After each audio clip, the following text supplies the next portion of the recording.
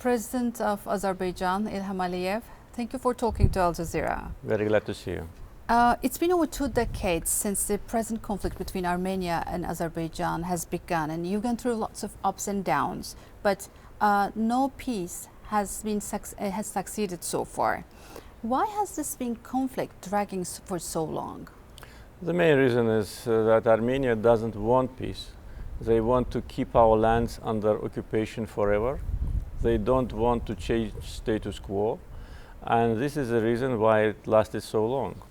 Because otherwise, if Armenia demonstrated goodwill and acted in compliance with resolutions of main international organizations, the conflict would have been resolved many years ago.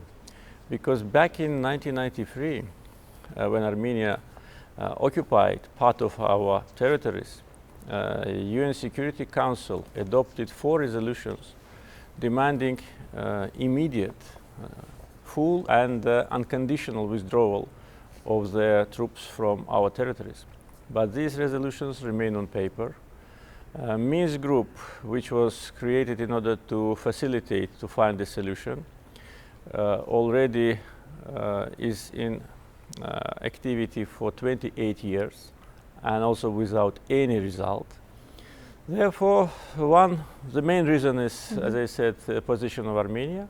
The second reason is that lack of insistence from the side of the mediators and lack of pressure on Armenia to start implementing resolutions of United Nations Security Council.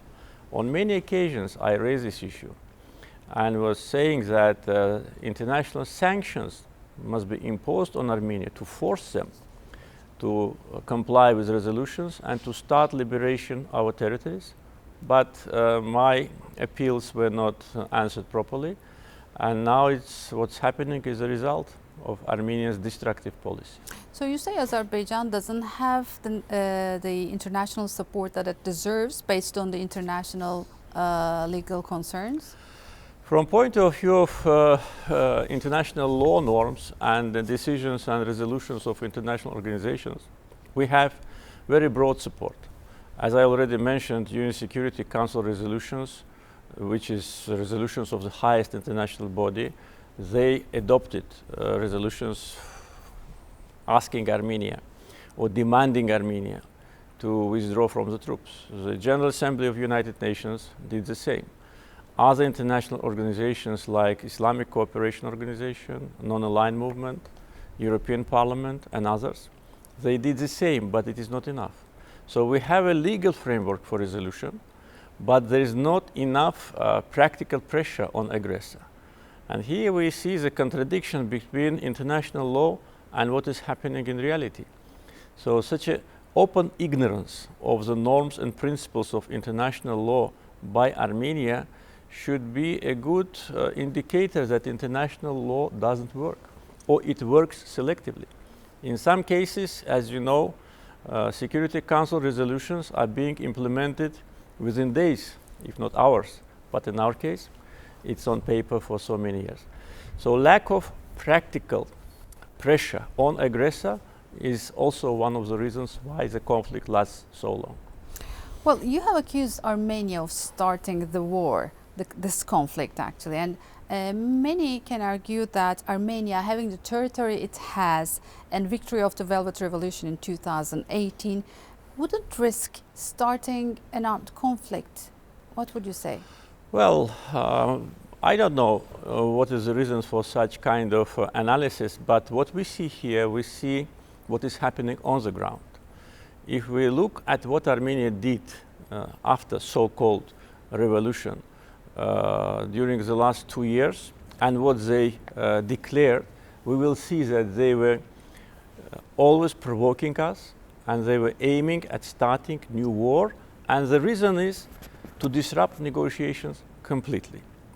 They made several military provocations against Azerbaijan. On 12th July, they attacked our villages and military positions far away from the region of the conflict, in the area of Tovuz, in the western part of Azerbaijan, on Armenia-Azerbaijani border. And it was absolutely difficult to understand why they did it. They attacked us with heavy artillery. The first victims among military servicemen were Azerbaijanis. 4 our military servicemen were killed immediately, and one 76-year-old villager. So we had to respond, and after we responded and they suffered a bitter defeat, they withdrew and started to plead for ceasefire. And then I said that we do not have any military objectives on the territory of Armenia. Therefore, as soon as we pushed them back, and they already realized that it did not work, the clashes stopped. It lasted only 4 days. Then, August 23, the sabotage group, which was sent by Armenian army to penetrate our territory and to commit acts of terror, was dispersed, and the head of the sabotage group was detained. And he is now under investigation. He gives evidence that he was sent in order to commit terror acts against our civilians and military servicemen. It was not us who did it, it was them. And then what happened on the 27th of September is a logical continuation of this policy. Apart from that, if you look at what they have declared, what they have stated, it's also absolutely clear that they were provoking us. Armenian Prime Minister a year ago made a statement that Karabakh is Armenia, and this statement makes negotiations absolutely senseless, because one of the main item on the negotiation table is a return of the occupied territories to Azerbaijan. And if he says Karabakh is Armenia, and in his understanding, Karabakh is not only former Nagorno-Karabakh autonomous district, but also all the occupied territories, that means that they don't want to return these territories back. That means end of negotiations. So why would Armenia risk a provocation? First, I think they wanted to destroy completely negotiation process. Then they wanted to put a blame on us, as they do it, and say that, look, with Azerbaijan it's not possible to have negotiations. And I think one of the reasons could be the internal difficulties, because we know what is happening now in Armenia. They suffer very serious political crisis. The leader of main opposition party was arrested 2 days before they launched an attack. Previous 2 presidents under criminal investigation. And actually dictatorship regime have been established in Armenia. All the promises which the prime minister was giving after revolutions just are on paper. Nothing was implemented. They have one of the worst in the world per capita situation with pandemic. So to distract attention, and he managed to do it. And now what he's trying to do, to consolidate society in front of so-called Azerbaijani aggression, and to strengthen his personal rule. So everything is very logical from their point of view, but they did a very big mistake.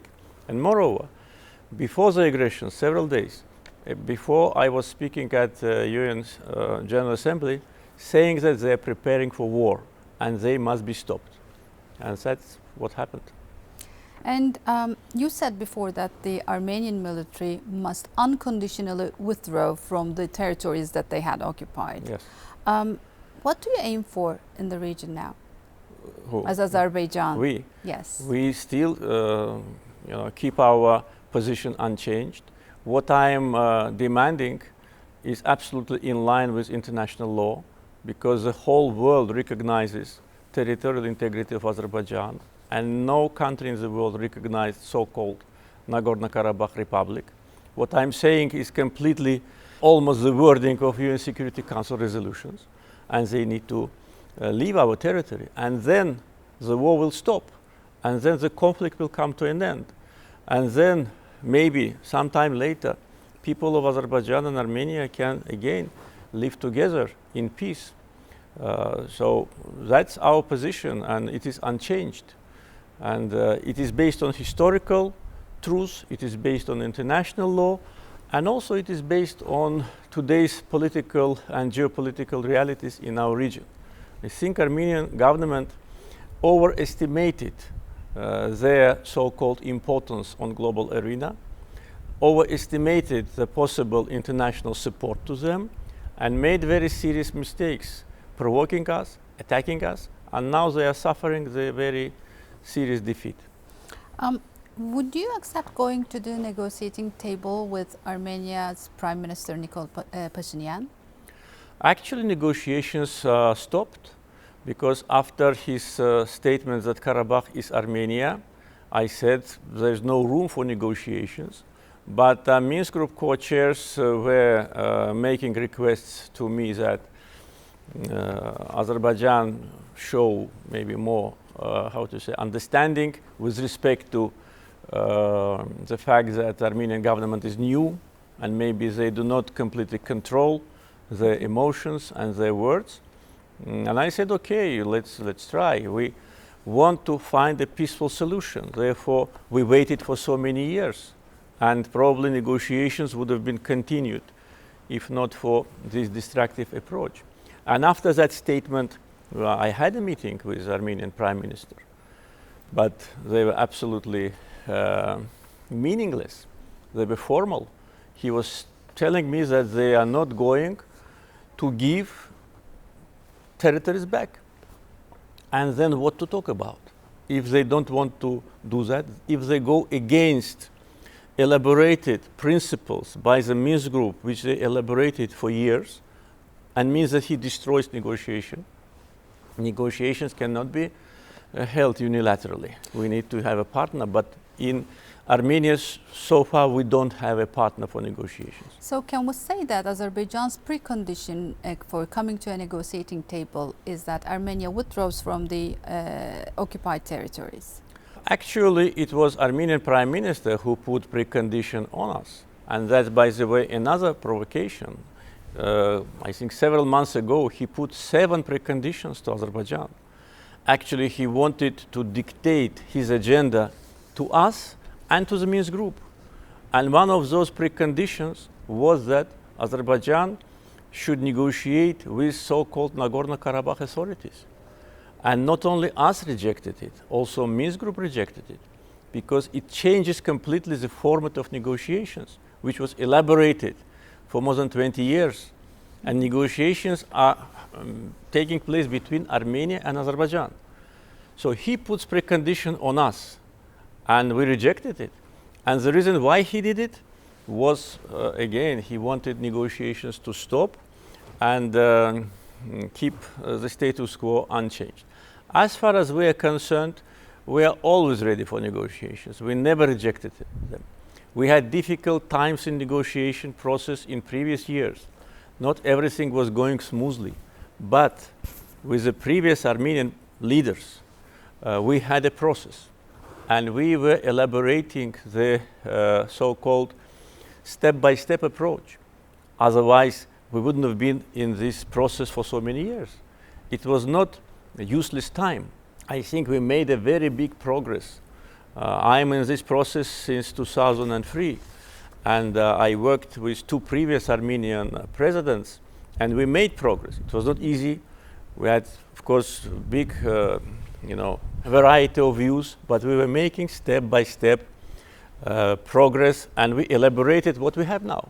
And after Pashinyan came to power, he not only destroys everything was before him, and he wants to pretend that Armenia before him did not exist, and he is now the creator of new Armenia. He destroyed all the elaborated principles. Therefore, full responsibility is on him and his government.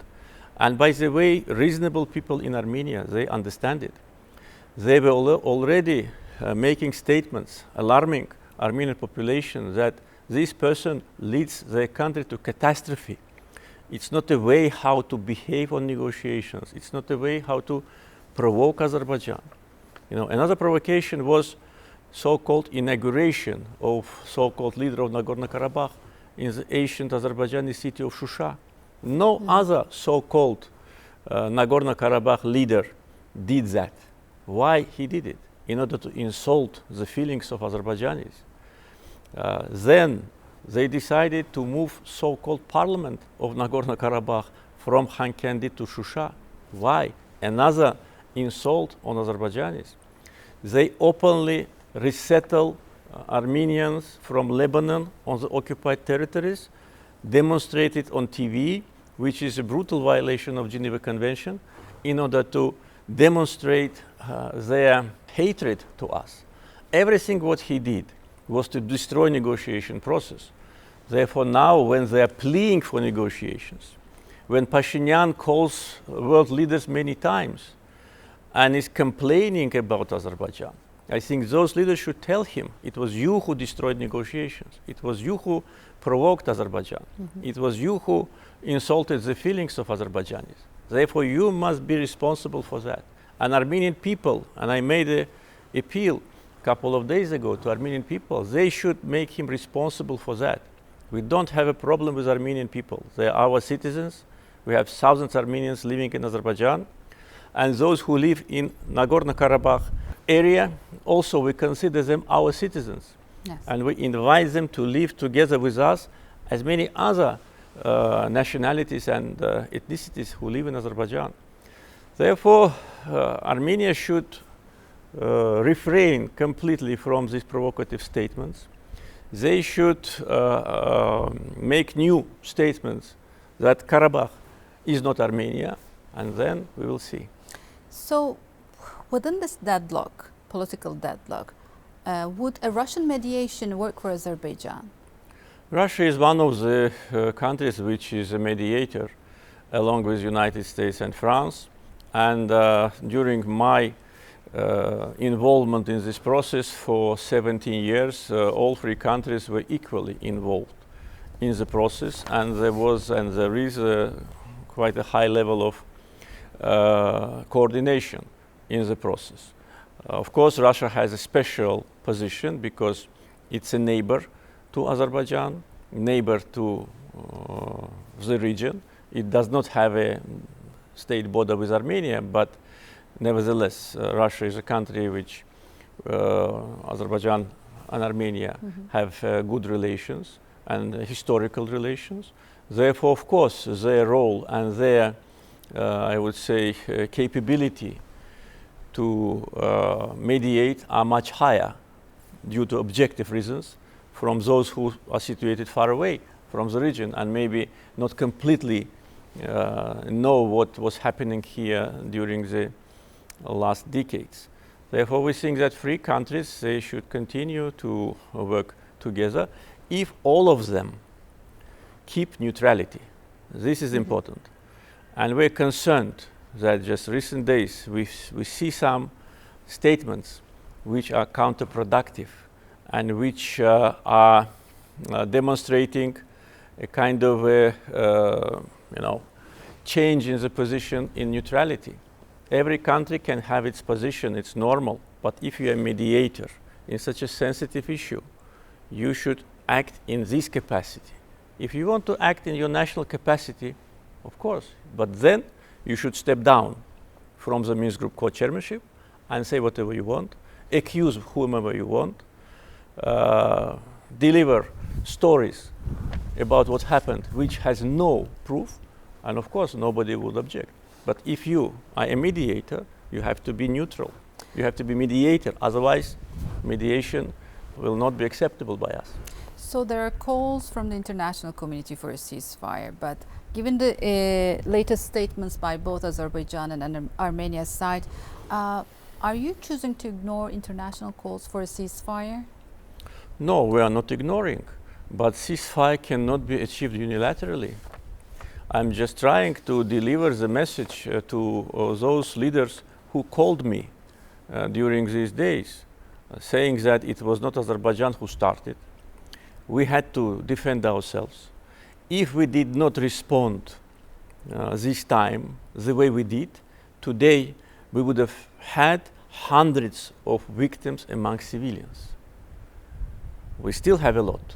We have, this morning I received information, we have 19 victims among civilians, 2 of them are children. We have 54 wounded people among civilians, and we have more than 300 houses damaged or completely demolished by Armenian artillery. And they attack our villages, they attack our people, they want to kill as many Azerbaijanis they can. They started yesterday to use long-distance missiles from the territory of Armenia. Thus, they make these weapons which they use a legitimate target for Azerbaijan. And we have to destroy those targets. And then they will accuse us that we attack Armenian territory. They want it. They want to invite third parties to the conflict, that these parties defend themselves and provide for them another 30 years of illegal occupation. Ceasefire, okay, but on what conditions? Conditions must be that they withdraw from the territories. And I said, just 2 days ago, let them start withdrawal. Let us have the timetable for withdrawal. Let them undertake serious obligations proved by mediators, and also obey the ceasefire regime. And of course, we will also do the same. Why should we need this military clash? We need our territories back by peaceful means. And we demonstrated for 28 years our willingness to have peaceful settlement. During these 28 years, there have been times of clashes. And the biggest is now. There was another 4 years ago. So that's our point, and I think it's absolutely reasonable, taking into account what I've said about political and military provocations from Armenia. So Azerbaijan military gained some advance on the ground. Yes, Yeah, exactly, and exactly. took back some of the villages, especially around the Fuzuli district. Does it mean that Azerbaijan is not going to withdraw from those areas that they have regained control of? No, of course not, because these areas belong to us. These areas, the areas of our ancient lands, these areas where our people lived for centuries, and they were occupied and destroyed by Armenians. There are pictures in internet of what happened to Fuzuli, what happened to Agdam, what happened to other cities and villages of Azerbaijan in the southern eastern part of the occupied territories. In the districts of Lachin and Kelbejar, where they had some illegal settlements, also there are destructions, but not as heavy as in this area. Therefore, it's our land. We regained it. We regained it by force. We regained it giving our victims. We will never step back from them. We will live there. Our people who were forcefully deported from those territories, today they live with one dream, with one goal for almost 30 years, to go back. And I can tell you there was a very illustrative example when in April 2016 we liberated part of the territories. Again, as a result of Armenian aggression, we launched a counterattack. And one of the villages which was destroyed by Armenians, and Azerbaijanis could not return there because Armenians' positions were on the mountains.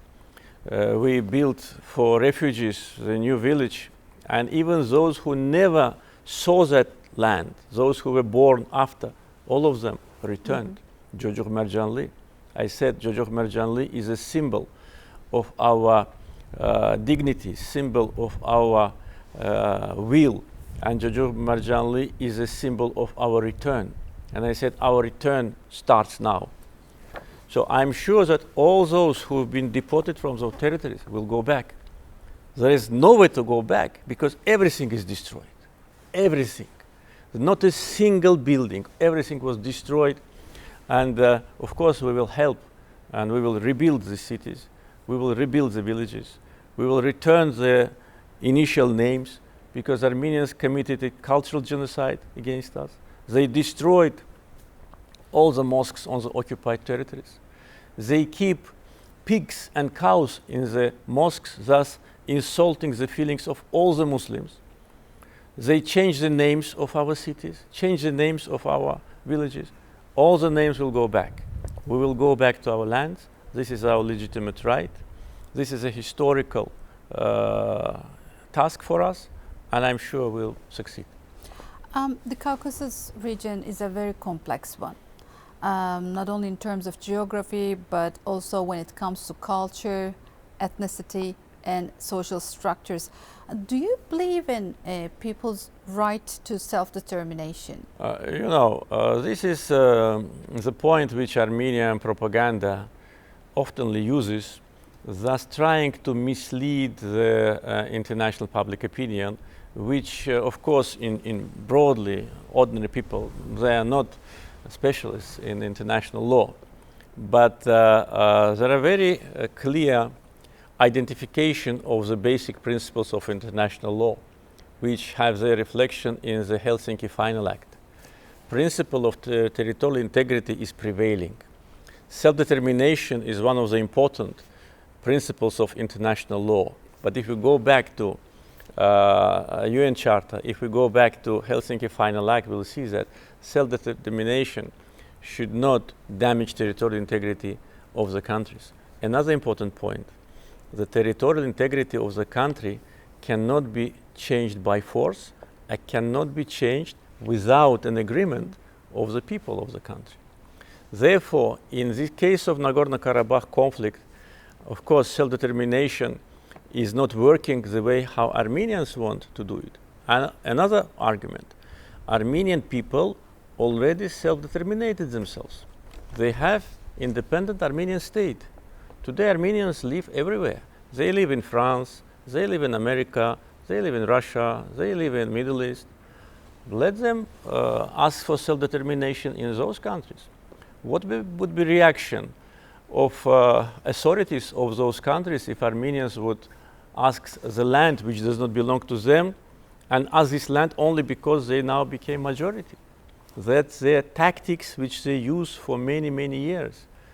To come, to ask for support, to ask for land, and then to start changing the historical identity of the territory, making fake news about their so-called ancient history, and demand those lands for them. Mm-hmm. Those countries which want to give self-determination to Nagorno-Karabakh, let them give part of their land to Armenians from Nagorno-Karabakh, take them and give self-determination there. I would see what would be their reaction. Well, the way things look right now, you have the Russians, Iranians, Turks, the French, and the Americans signaling concerns over the conflict. Could this conflict ever become a regional one? I don't think so. I think there is no ground for that, and we are strongly against this conflict to transform into a regional. That's what Armenia wants to do. Therefore, they invent fake news about some external support to Azerbaijan, but at the same time they are asking for external support for themselves. That's why I have the feeling that their main target now, when they suffer a very serious defeat on the battlefield, they want to make this conflict regional. But I am sure that the countries which you mentioned, they will never allow it to happen, because security in our region is in the interests of all the regional countries. And among those countries which you mentioned, it's Turkey, Russia, Iran are regional countries. Other countries, they have nothing to do here in the region. And they're not regional countries. They have the mandate to facilitate the negotiations, because that happened in 1992. We are not responsible, me personally, for this composition of the Minsk group. Of course, if we decided today about the composition of any contact group which could facilitate peace, of course, composition would have been completely different. I don't want now to specify, but some countries wouldn't have place in those groups because of their biased behavior. So we need to do everything, especially the regional countries, to stay away from the conflict, not to interfere in any sense to the conflict, and give the signal to Armenia, stop occupation. Stop occupation, and then you will see the benefits. Then you will integrate with the regional economic investments, energy, transportation projects, which Armenian leadership for many years deprived Armenia from because of this aggression. So we need to do everything that this conflict stops as soon as possible. The resolution is found as soon as possible. We are not in a position to listen statements, oh, stop it, and we will work, we will negotiate, we will help. We heard it many times. We don't have time to wait another 30 years. The conflict must be resolved now.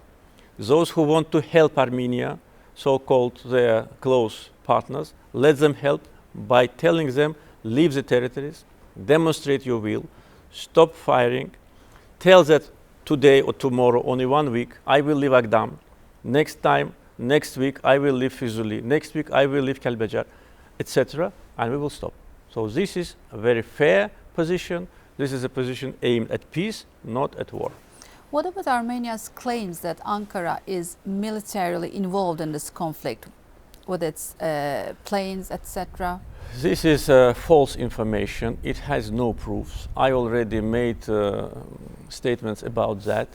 Turkey is our brotherly country. From the very first day of Armenian attack, from the very first hour, Turkey expressed its full support to Azerbaijan. My brother, President Erdogan, many times made very important statements, and yesterday, speaking at the opening session of the parliament, he made another very important statement that Turkey is next to Azerbaijan, and Azerbaijan is not alone. We feel this support. We are very grateful to our Turkish brothers and president and other officials. But Turkey in no other way is involved in the conflict. One of the Armenian fake news, which now is not any longer in the media, was that Turkish F-16 shot down Armenian Su-25. This is fake news. Where are the proofs? No proofs. Every plane which lands and takes off is in the computer. Everybody can see what is happening. And I wonder why Minsk Group co-chair countries, France, United States, Russia, they do not comment on that. They do not comment on this fake news. Some of them comment on other fake news, that Azerbaijan with Turkey invited terrorists here. Well, this is what I would like to ask, Mr. President. Armenia also accuses Turkey for transferring Syrian opposition fighters to Azerbaijan. This is fake news, absolutely. The same fake news as they said that Turkish F-16 shut down the Su-25. The Su-25 had an accident, I was informed, but it hit the mountain because of unexperienced pilot. But they say they have evidence to prove Let that. them show it. Where is evidence? Not only Armenia. Unfortunately, President of France, I heard yesterday, made a statement about that. And he called me on the 27th in the evening, and I said it's wrong, it's false. And he makes these statements without any evidence. And let him give us evidence. Let him give us proofs. Only words. We can also say many words. We don't. We behave in a responsible way. There is not a single evidence of any foreign presence in Azerbaijan. What we do ourselves. We have capable army. We have enough people in our army. We have enough people in our reserves. I announced partial mobilization, which will allow us to involve tens of thousands of reservists, if necessary. So we don't need it. Armenia needs it, because Armenia's population is declining, and it's only 2 million people. Therefore, they themselves now recruit people from Middle East, and we have evidences, and not only of Armenian origin. And by the way, it doesn't make any difference whether it's of Armenian origin, coming from Middle East, or non-Armenian origin. If anybody comes from outside to fight as a mercenary, that should be internationally addressed. So these accusations are absolutely groundless, and we reject them, and we demand the evidences to be put on the table. Will you also be presenting your evidence on the foreign mercenaries that Armenia brings? We have already some intelligence information, and plus we have just yesterday I was shown that there are videos in the internet as people from Middle East are sitting together with Armenian soldiers, and they have their uniform, they have Armenian national flag, and they sit together and discuss. You know, it is without voice, but it's enough, I think, and they must be responsible for that. So could diplomacy ever work, or is the war only solution for you? I said already, diplomacy can work if Armenia will comply with international law, will start immediate withdrawal from part of the territories in timetable. And of course, we need to restore territorial integrity of Azerbaijan. And by the way, when we were discussing the issues on negotiation table before this government in Armenia came to power, one of the first items was the conflict must be resolved on the basis of territorial integrity of Azerbaijan. It must be restored. That's what we demand, and I think we are right to demand it. President of Azerbaijan, İlham Əliyev, thank you very much for talking to Al Jazeera. Thank you.